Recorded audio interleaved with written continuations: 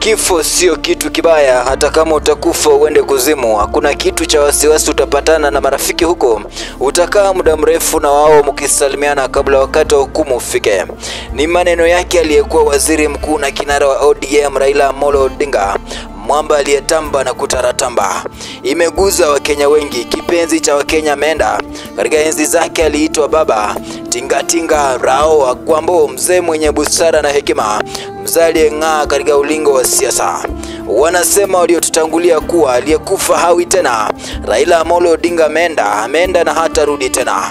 Niruhusu Miege Mcheja nimsherehekee shujaa huyu. Niruhusu leo nimpe maua yake. Nimepiga darubini.